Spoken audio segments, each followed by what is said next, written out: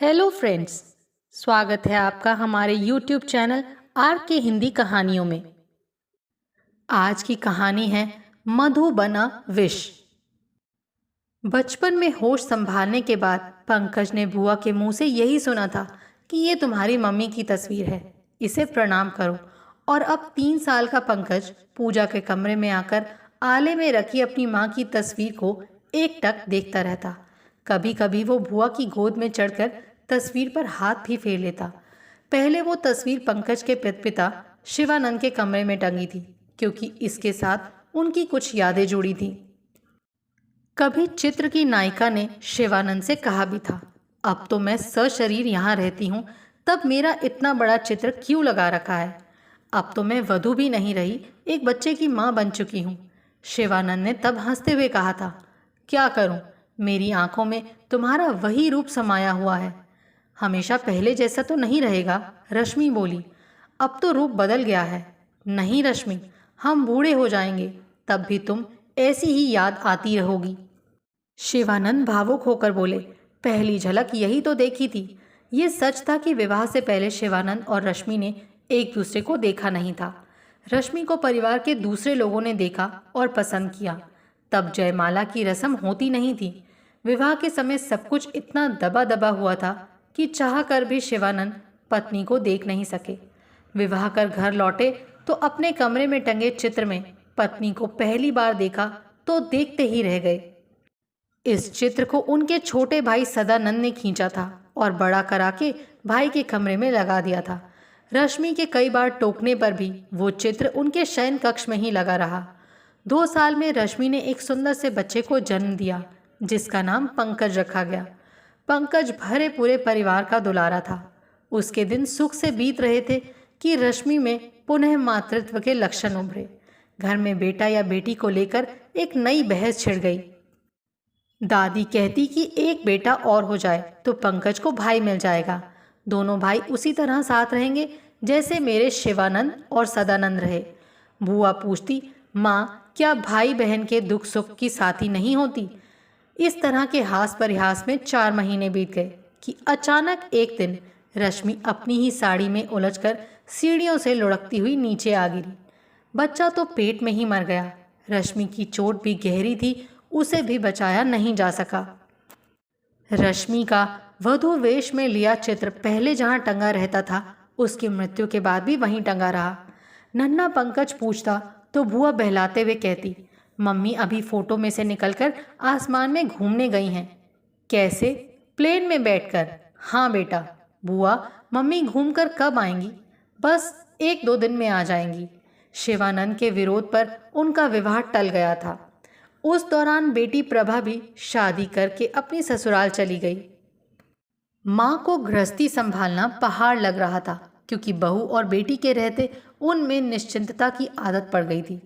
माँ मजबूरी में घर तो संभाल रही थी, पर बेटे और पोते की तकलीफ जब देखी नहीं गई तो उन्होंने शिवानंद पर फिर से शादी कर लेने का दबाव ये सोचकर बनाया कि पत्नी आने के बाद पंकज की देखभाल हो जाएगी और शिवानंद का मन भी लग जाएगा।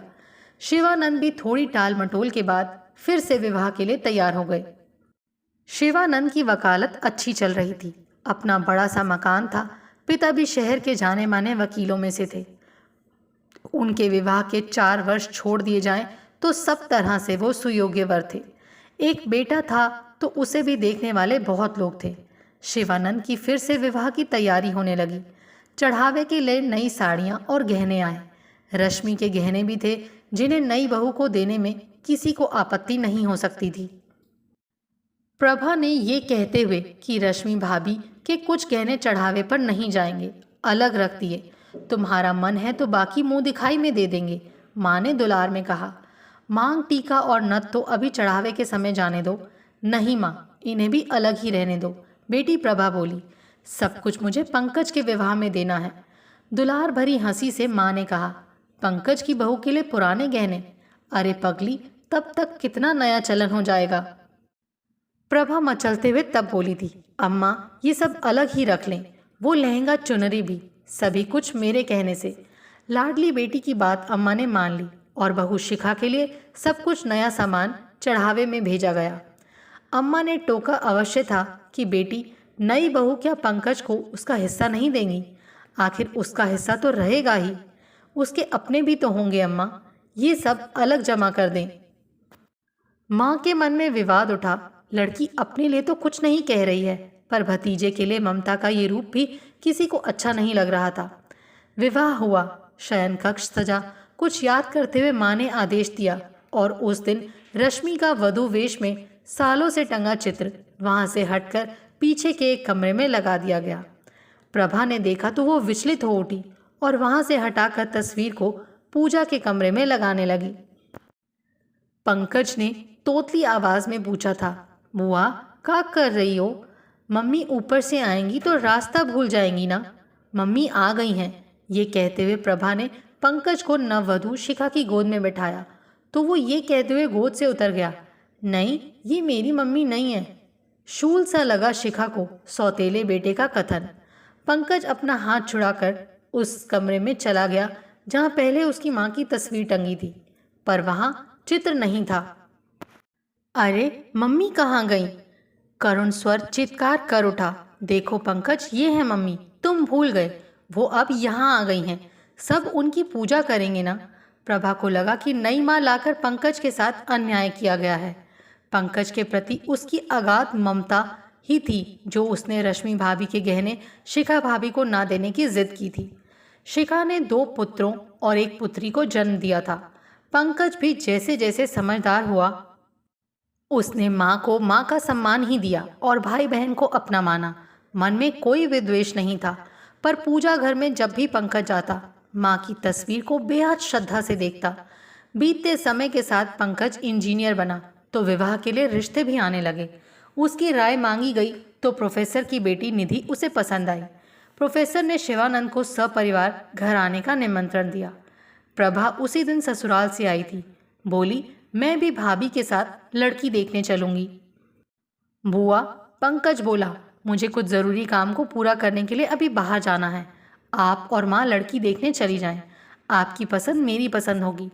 लड़की देखने की औपचारिकता पूरी करने के बाद 1 महीने के अंदर शादी हो गई और निधि दुल्हन बनकर पंकज के घर आ गई। अब प्रभा ने रश्मि का चित्र पूजा घर से हटाकर पंकज के कमरे में लगा दिया। आज सुहाग रात है, ये सोचकर प्रभा ने अपनी पसंद के कपड़े निधि को पहनाए। फिर वो सभी गहने जो कभी रश्मि ने शादी के मौके पर पहने थे और जिसे आज के दिन के लिए प्रभा ने माँ के पास रखवा दिए थे, निधि को गहने पहनाकर देखा तो देखती रह गई। उसे लगा जैसे चित्र में से निकलकर रश्मि आ गई है। अनुकृति ही नहीं, असल में है वही। शयन कक्ष में सुहाग सेज पर प्रतीक्षा में बैठी निधि को देखकर पंकज विक्षिप्त हो उठा। मम्मी, मम्मी तुम आ गई।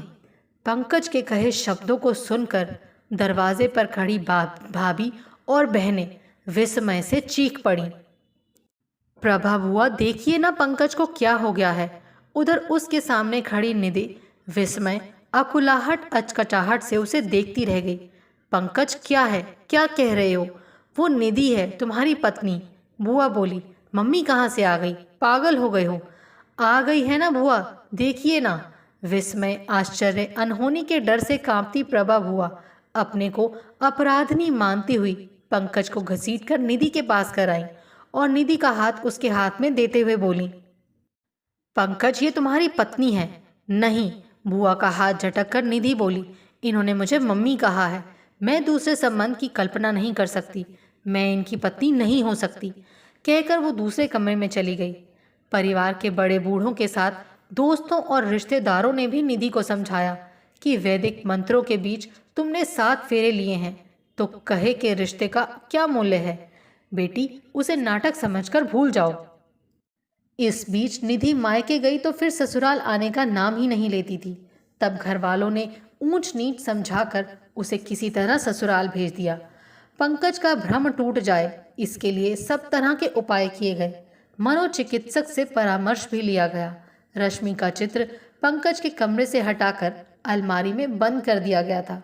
रश्मि के पहने गहने और कपड़े सब अलग रख दिए गए। इसके बाद सालों बीत जाने पर भी निधि के मन में पंकज के प्रति प्रणय के अंकुर नहीं फूटे। उसके नाम से ही उसे अरुचि हो गई थी। मन बहल जाए इसीलिए पिता ने बेटी को पीएचडी करने की प्रेरणा दी, ताकि अध्ययन में व्यस्त होकर वो अपने अतीत को भूल जाए। उधर पंकज को भी एक दो बार अवसर दिया गया कि स्थिति में सुधार हो, किंतु वो सुधर नहीं सका। उसकी ऐसी मनोदशा देख पिता शिवानंद ने उसका निधि से संबंध विच्छेद करवा दिया। कुछ सालों बाद निधि का अपने सहयोगी से प्रेम विवाह हो गया। पंकज के मन पर जो गहरा आघात लगा था वो वर्षों के इलाज से थोड़ा बहुत सुधरा, किंतु कभी कभी वो दिमाग का संतुलन खो बैठता था।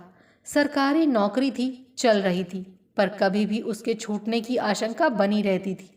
उसके पुनर्विवाह के लिए संबंध आते रहे, किंतु पिता शिवानंद ने कहा कि जब तक वो पूरी तरह से ठीक नहीं हो जाता वो किसी की लड़की का जीवन बर्बाद नहीं करेंगे।